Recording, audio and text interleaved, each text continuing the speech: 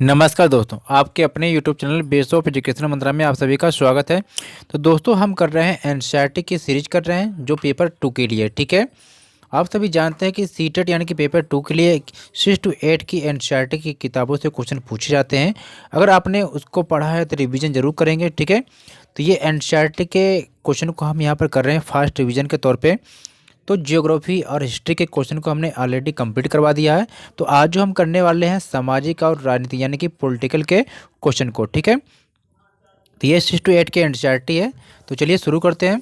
Video को last तक जरूर देखना, वीडियो को लाइक शेयर करना, और चैनल पर पहली बार विजिट कर रहे हैं तो इसी तरह से अपने प्रैक्टिस करने के लिए चैनल को सब्सक्राइब कर लेंगे, ठीक है।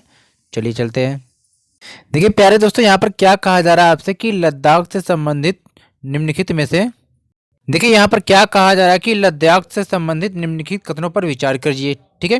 देखिए पेपर में आपके ऐसे क्वेश्चन पूछे जाते हैं कि 2-3 स्टेटमेंट दे देगा कथन, आपको बताना कि इनमें से कौन से कथन सही हैं, ठीक है। अगर किसी के बारे में आपकी पूरी जानकारी आपके पास नहीं है तो आप यह कथन को गलत कर देंगे, ठीक है। इसलिए सबसे जरूरी होता है कि 6 to 8 के एनसीईआरटी की किताब को एक एक पॉइंट को आप पढ़ लें। बहुत सारे बच्चे ऐसे कहते हैं कि हमने सर पढ़ तो लिया था एनसीईआरटी, लेकिन क्वेश्चन उसमें से नहीं पूछे गए। देखिए आपने पढ़ा था, लेकिन कई बार रिवीजन करना होता है कि जिससे हर एक पॉइंट आपको याद हो जाए, ठीक है। चलिए, तो यहाँ पर आपको बताना है कि लद्दाख जम्मू कश्मीर के पूर्वी हिस्से में पहाड़ियों में बसा एक रेगिस्तानी इलाका है। यहाँ बिल्कुल भी बारिश नहीं होती है, ठीक है। दूसरा कहा जा रहा है कि यहाँ से लोग खास तरह की बकरी पालते हैं जिससे हमें पश्मीना ऊन प्राप्त होता है। अब आपको बताना कि उपरोक्त में से कौन से कथन आपको सत्य हैं, ठीक है। तो ध्यान देंगे यहाँ पर क्या पहला कथन दूसरा दोनों सत्य हो जाएगा, ठीक है। यानी कि लद्दाख में बिल्कुल बारिश नहीं होती है, इसलिए यहाँ कम खेती ही संभव है। यह इलाका क्या वर्ष भर लंबे समय तक क्या है बर्फ से ढका रहता है। यहाँ के लोग खास तरह की बकरी पालते हैं जिससे हमें क्या पश्मीना ऊन प्राप्त होता है, ठीक है। और पश्मीना ऊन से क्या है पश्मीना शॉल बनाई जाती है जो अत्यंत क्या महंगी होती है, ठीक है। और आप सभी जानते हैं कि देखिए कुछ क्वेश्चन आपके एनसीईआरटी में पूछे जाते हैं, ठीक है। देखिए आपसे क्वेश्चन पूछा जा सकता है कि केसर सागा क्या है। तो केसर सागा क्या है, तिब्बत का एक ग्रंथ है। ये सब आपको पता होना चाहिए। देखिए उसमें जब एनसीईआरटी की 6th क्लास की आप पढ़ेंगे उसमें देखिए चीनी जो जाल होता है उसका भी नाम दे रखा है, और चीनी जो बर्तन यानी होता है तलने के लिए मछली उसका भी नाम दे रखा है। ये सब चीज़ें पढ़ लें। इस पर एक वीडियो बनाई गई है, इसको जरूर देख लेंगे आप, ठीक है। चलिए आगे देखते हैं। दूसरा क्वेश्चन आप देखेंगे कि केरल के संदर्भ में नीचे दिए गए कथनों पर विचार कीजिए। भारत में ईसाई धर्म की शुरुआत केरल में हुई, ठीक है। दूसरा कहा जा रहा है कि केरल की जमीन चावल की खेती के लिए अत्यंत उपयोगी है। तीसरा कहा जा रहा है ओणम केरल में मनाया जाने वाला त्यौहार है, ठीक है। उपरोक्त कथन में से कौन सा कथन आप सही है आपको बताना है, ठीक है। तो यहाँ पर जब देखेंगे आप तो ये बिल्कुल सही है कि भारत में ईसाई धर्म की शुरुआत केरल से हुई है। और दूसरा बिल्कुल सही है कि केरल की जमीन चावल की कृषि के लिए अत्यंत उपयोगी है। तीसरा भी सही है कि ओणम क्या है एक नाव प्रतियोगिता यानी त्यौहार होता है केरल में मनाया जाता है, ठीक है। तो तीनों कथन बिल्कुल यहाँ पर सही हो जाएंगे, ठीक है। चलिए चलते हैं अगले क्वेश्चन की तरफ। देखिए यहाँ पर क्वेश्चन पूछा जा रहा है कि निम्नलिखित कथनों पर आपको विचार करना है। यानी दलित दलित शब्द को नीची कही जाने वाली जाति के लोग अपनी पहचान के रूप में प्रयोग करते हैं। तो दलित का शाब्दिक अर्थ होता है दबाकर रखा गया या कुचला गया, ठीक है। दूसरा कथन क्या कह रहा है कि सरकार दलित लोगों को अनुसूचित जनजाति के वर्ग में रखती है। अब आपको बताना है कि निम्नलिखित में से कौन से कथन सत्य हैं और कौन से कथन गलत है। तो यहाँ पे ध्यान देंगे कि यहाँ पर केवल पहला कथन सही हो जाएगा, ठीक है। क्योंकि जो दलित शब्द का शाब्दिक अर्थ यही होता है कि कुचला गया या दबाकर रखा गया। अब सरकार करती क्या है कि सरकार करती कि जो दलित लोग होते हैं उनको अनुसूचित जनजाति में नहीं अनुसूचित जाति में रखती है, जनजाति नहीं रहेगा, ठीक है। उनको अनुसूचित जाति वर्ग में सरकार रखती है, ठीक है। तो ये आपका क्या हो गया ऑप्शन ए यानी सही हो जाएगा केवल पहला कथन, ठीक है। चलिए आगे चलते हैं। अब अगले क्वेश्चन को आप जब देखेंगे यहाँ पर तो क्या कहा जा रहा है ध्यान से पढ़ेंगे आप। देखिए क्या कहा जा रहा है कि निम्नलिखित कथनों पर आपको विचार करना है। पहला कथन क्या कह रहा है कि लोकतंत्र का मूल विचार है कि लोग नियमों को बनाने में भागीदार बनकर खुद शासन करें। दूसरा कहा जा रहा है कि प्रतिनिधि लोकतंत्र में लोगों की सीधी भागीदारी होनी चाहिए। अब आपको बताना कि उपयुक्त में से कौन से कथन सत्य हैं। ठीक है, तो जब यहाँ पे ध्यान देंगे तो पहला कथन भी बिल्कुल सही कहा जा रहा है, दूसरा कथन भी बिल्कुल सही कहा जा रहा है। ठीक है, यानी आप ध्यान देंगे कि आज के समय में लोकतांत्रिक सरकार को प्रायः प्रतिनिधि लोकतंत्र ही कहते हैं, क्योंकि प्रतिनिधि जो है सरकार में जनता सीधे क्या भागीदार नहीं होती है। ठीक है, वो सीधे भाग न लेकर अपने प्रतिनिधियों को चुनकर वहाँ पर भेजती है, जो सरकार का गठन करते हैं और सरकार को चलाते हैं। तो यहाँ पर पहला और दूसरा दोनों कथन बिल्कुल सही हो जाएगा। ठीक है, चलिए अगले क्वेश्चन की तरफ चलते हैं। अगला क्वेश्चन यहाँ पर क्या कह रहा है, ध्यान से देखेंगे।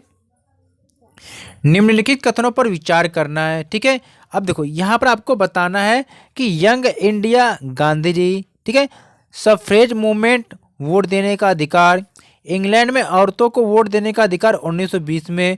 अब आपको बताना है कि उपयुक्त में से कौन से कथन या युग्म सुमेलित हैं। ठीक है, देखिए यहाँ पर जो सुमेलित आपका है पहला सही है और दूसरा सही है। ठीक है, देखिए यहाँ पर जो कहा गया है कि इंग्लैंड में औरतों को वोट देने का अधिकार 1920 में कहा गया, ये बिल्कुल गलत है, क्योंकि इंग्लैंड में औरतों को वोट देने का जो अधिकार है ये 1928 में दिया गया था।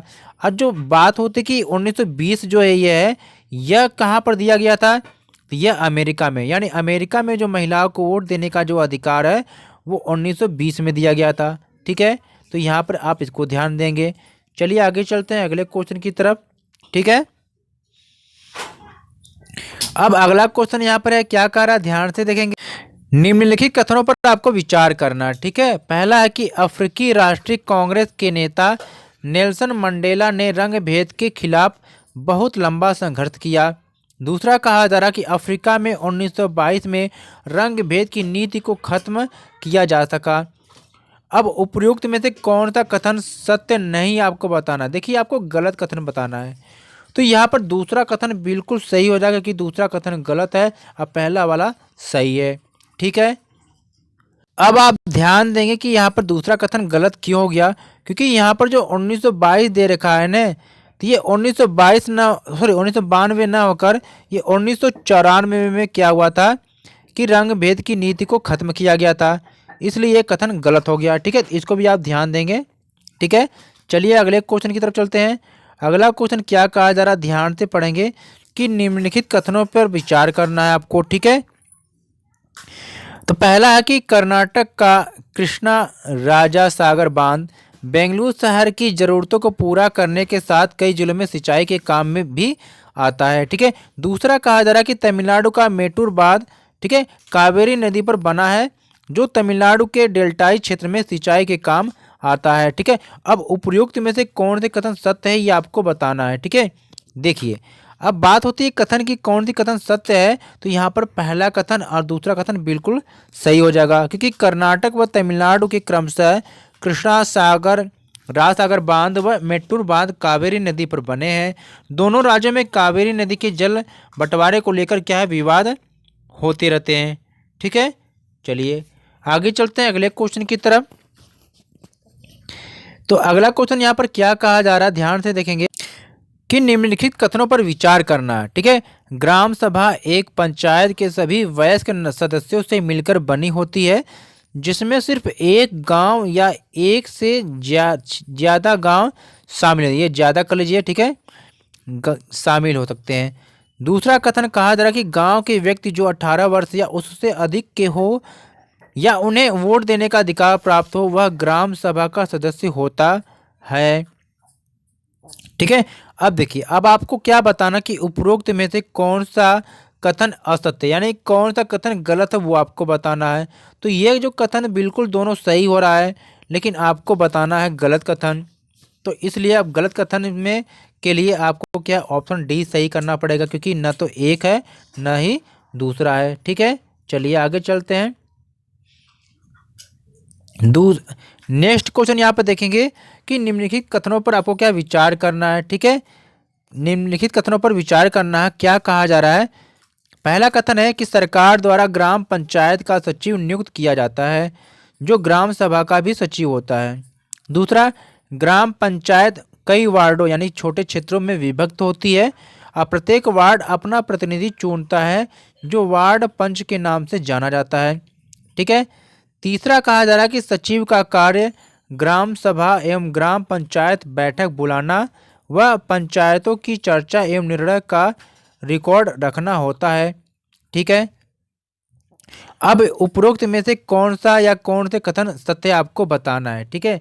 अब देखिए यह जो क्वेश्चन आपका है, ठीक है, तो यह जो क्वेश्चन क्या है, पहला दूसरा और तीसरा तीनों यहाँ पर सही हो जाएगा। पहला सही हो जाएगा, दूसरा हो जाएगा, तीसरा, यानी कि तीनों कथन यहाँ पर बिल्कुल सही हो जाएंगे। ठीक है। चलिए चलते हैं अगले क्वेश्चन की तरफ। देखिए अगला क्वेश्चन क्या करा, ध्यान से पढ़ेंगे कि निम्नलिखित कथनों पर क्या विचार करना है। ठीक है। तो पहला कथन यहाँ पर है कि सड़कों, नालियों, स्कूल, पानी के स्रोतों व अन्य सार्वजनिक उपयोग के भवनों का निर्माण और रखरखाव करना। दूसरा है स्थानीय कर लगाना व इकट्ठा करना। तीसरा कहा जा रहा है कि गांव के लोगों को रोजगार देने संबंधी सरकारी योजनाएं लागू करना। उपरोक्त में से ग्राम पंचायत के कार्यों में कौन सा से शामिल है आपको बताना है। ठीक है। तो तीनों शामिल है, पहला, दूसरा और तीसरा। ठीक है। तो तीनों कथन यहाँ पर सही हो जाएगा, ऑप्शन डी यहाँ पर राइट हो जाएगा। ठीक है। चलिए आगे हम देखते हैं अगले क्वेश्चन की तरफ। अगला क्वेश्चन यहाँ पर कहा जा रहा है कि ग्राम पंचायत की आमदनी के स्रोतों में शामिल है, यानी कि ग्राम पंचायत की जो आमदनी के स्रोत हैं वो कौन से आपको बताना है। पहला कि घरों व बाजारों पर लगाए जाने वाले कर से मिलने वाली राशि। दूसरा कहा जा रहा है कि विभिन्न सरकारी विभागों द्वारा चलाई गई योजनाओं की राशि जो जनपद एवं जिला पंचायत से आती है। तीसरा कहा जा रहा है समुदाय के काम के लिए मिलने वाले दान। तो इनमें से कौन से कथन सत्य है आपको बताने हैं। तो देखिए इसमें से तीनों कथन सही है, यानी कि पहला, दूसरा और तीसरा तीनों कथन सही है। ध्यान से पढ़ लेंगे, आपके पेपरों में क्वेश्चन ऐसे ही पूछा जाएगा। चलिए अगले क्वेश्चन की तरफ चलते हैं। अगला क्वेश्चन यहाँ पर क्या कहा जा रहा है, ध्यान से पढ़ेंगे। निम्नलिखित कथनों पर विचार कीजिए। पहला कि पंचायती व्यवस्था में ग्राम पंचायत के बाद दूसरा स्तर विकास खंड का होता है, जिसे जनपद पंचायत या पंचायत समिति कहते हैं। ठीक है। दूसरा कथन है कि संविधान में दिए हुए निर्देशों के आधार पर देश के हर राज्य ने पंचायत से जुड़े कानून बनाए हैं, इसलिए पंचायत संबंधी कानून हर राज्य में अलग हो सकते हैं। अब आपको उपरोक्त में से कौन सा कथन असत्य है वो आपको बताना है, यानी कि कौन से कथन गलत है। तो ऊपर के जो दोनों कथन थे ये बिल्कुल सही था, ये भी सही था और ये भी कथन सही था। तो आपको गलत कथन बताना था, तो इसके लिए ऑप्शन डी यहाँ पर सही हो जाएगा, यानी कि न तो पहला न तो दूसरा। ठीक है। चलिए आगे चलते हैं अगले क्वेश्चन की तरफ। अगला क्वेश्चन यहाँ पर देखेंगे आप। देखिए अगला क्वेश्चन यहाँ पर क्या कहा जा रहा है कि पटवारी से संबंधित निम्नलिखित कथनों पर विचार कीजिए। पहला कि जमीन को मापना यानी नापना और उसका रिकॉर्ड रखना पटवारी का मुख्य कार्य होता है। ठीक है। तो आप सभी को पता है कि जो पटवारी क्या करता है। ठीक है। कहीं कहीं पटवारी को लेखपाल भी कहते हैं। ठीक है। तो ये सारे पटवारी के अलग अलग नाम है। ठीक है। तो जमीन को नापता है, उसका जो रिकॉर्ड रहता है वो रखता है। ठीक है। दूसरा है कि खेत नापने के लिए कई जगहों पर पटवारी एक लंबी लोहे की जंजीर का इस्तेमाल करते हैं, जिसे क्या जरीब कहते हैं। तो देखिए आपको ये भी पता होना चाहिए। ठीक है। ये बिल्कुल यहाँ पर सही कहा जा रहा है कि जो पटवारी जो जमीन को नापने के लिए जो लोहे की जो जंजीर का यूज करते हैं, इसका नाम जरीब है। आपसे पेपर में ये भी पूछा जा सकता है, इसलिए ये भी पॉइंट बहुत ही इम्पोर्टेंट है। अगला है कि पटवारी किसानों से भूमि कर भी इकट्ठा करता है और सरकार को अपने क्षेत्र में उगने वाली फसलों की क्या है जानकारी देता है। ठीक है। तो ये भी कथन सही है, यानी कि पहला कथन सही है, दूसरा भी कथन सही है और तीसरा भी कथन सही है। ठीक है। यानी हम कह सकते हैं कि पहला, दूसरा और तीनों कथन यहाँ पर क्या है सही हो जाएंगे। देखिए यहाँ पर ऑप्शन ए दे रखा राइट है। ठीक है। तो अब यहाँ पे देखेंगे कि जमीन को नापना और उसका रिकॉर्ड रखना पटवारी का मुख्य कार्य होता है। खेत नापने के लिए कई जगहों पर पटवारी एक लंबी लोहे की जंजीर का इस्तेमाल करता है, जिसे जरीब कहते हैं। पटवारी क्या करता है, किसानों से भूमि कर भी इकट्ठा करता है और सरकार को अपने क्षेत्र में उगने वाली फसलों की जानकारी देता है। पटवारी को अलग अलग राज्यों में अलग अलग नाम से भी जानते हैं। इनको कहीं पर पटवारी बोलते हैं तो कहीं पर लेखपाल बोलते हैं। ठीक है, कहीं पर कर्मचारी बोलते हैं तो कहीं पर ग्रामीण अधिकारी भी बोलते हैं और कहीं कहीं पर इनको क्या कानूनगो भी बोलते हैं। ठीक है, तो कमेंट करके आप बताइएगा कि आपकी जगह पर इनको क्या बोलते हैं। ठीक है, आपके गांव में। ठीक है, तो प्रत्येक पटवारी के अंतर्गत कई गांव भी आते हैं और वह क्या गांव के लोगों की ज़मीन का लेखा जोखा, जिसको आप खसरा खतौनी भी कहते हैं, यानी कि रजिस्टर होता है, उसमें सारा रिकॉर्ड वो रखते हैं। ठीक है, इतनी जानकारी आपके लिए है। चलिए आगे देखते हैं। अगला क्वेश्चन को आप देखते हैं क्या कहा जा रहा है, ध्यान से पढ़ेंगे। ठीक है, यानी कि निम्नलिखित कथनों पर अब विचार करना है। किसानों की गतिविधियों यानी कि फसल बदलना व कुआं खुदाई आदि की जानकारी सरकार का राजस्व विभाग रखता है। दूसरा है कि तहसीलदार के दफ्तर में फौजदारी से जुड़े मामलों को सुना जाता है। अगला है कि उपरोक्त में से कौन से कथन सत्य है, आपको बताना है।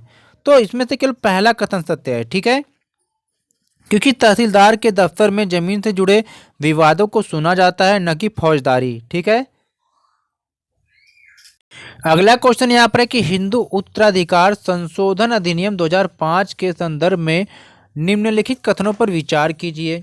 पहला कहा जा रहा है कि इसके अनुसार पैतृक संपत्ति में बेटों बेटियों और उनकी मां को बराबर का हक मिलेगा।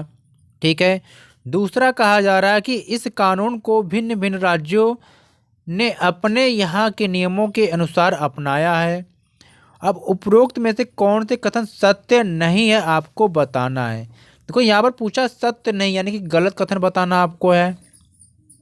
ठीक है, तो ये जो पहला कथन है बिल्कुल सही है, दूसरा वाला गलत है। ऐसा नहीं है कि सभी राज्यों में अपने अनुसार नियम बनाया, क्योंकि जो नियम बनता है वो सबके लिए बनता है।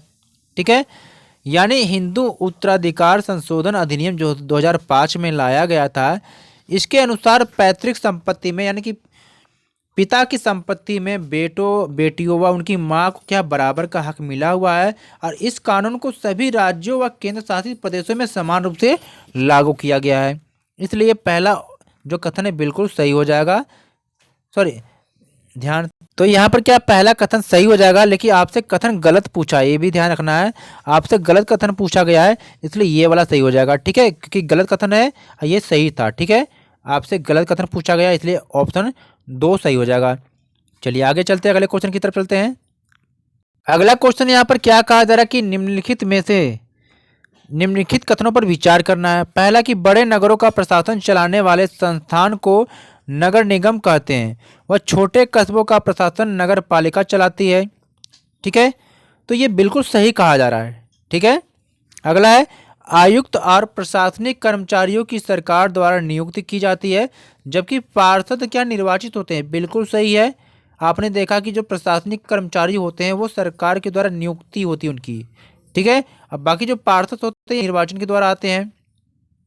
तीसरा कहा जा रहा है कि पार्षद व पार्षदों की समिति विभिन्न शहरी मुद्दों पर निर्णय लेने का काम करते हैं, जबकि उन्हें लागू करने का काम आयुक्त व प्रशासनिक अधिकारी करते हैं। ये भी बिल्कुल सही है, यानी कि पहला दूसरा और तीसरा तीनों की तीनों कथन बिल्कुल सही हो जाएंगे।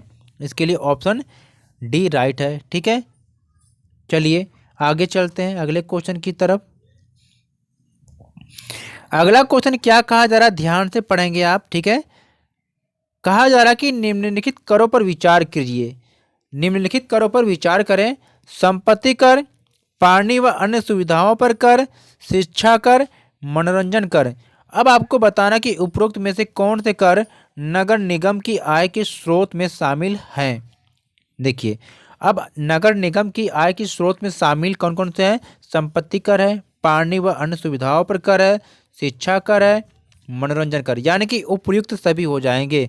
उपयुक्त सभी के लिए यहाँ पर ऑप्शन डी दे रखा है, तो आप डी को टिक लगाएंगे। ठीक है, अगला क्वेश्चन यहाँ पर एक प्यारे दोस्तों की निम्नलिखित युग्मों पर विचार कीजिए। कलपट्टू, ये तमिलनाडु का एक गांव है। चखे संघ समुदाय नागालैंड की जनजाति है। कैटामरैन में मछुआरों की छोटी नाव कलपट्टू कहा जाता है तमिलनाडु में। अब आपको उपयुक्त में से कौन सा या कौन से युग्म सुमेलित है, आपको बताना है। तो देखिए, यहाँ पर जो सुमेलित है ये उपयुक्त सभी है। ठीक है, पहला भी सही है, यानी कलपट्टू मतलब तमिलनाडु का एक गांव है। चखेसंग समुदाय नागालैंड की जनजाति है। तीसरा विषय है कैटामरैन, मछुआरों की छोटी एक नाव है जिसको कहते हैं कलपट्टू कहते हैं। तो यहाँ पर क्या तीनों यहाँ पर सही जगह यानी उपयुक्त सभी। ठीक है, तो प्लीज वीडियो को लाइक शेयर और चैनल को सब्सक्राइब कर लेंगे इसी प्रकार से अपने प्रैक्टिस को करने के लिए। प्लीज वीडियो को लाइक शेयर और चैनल को सब्सक्राइब कर लेंगे। ठीक है, फिर मिलते हैं एक नई वीडियो के साथ। तब तक नमस्कार दोस्तों, थैंक्स फॉर वॉचिंग।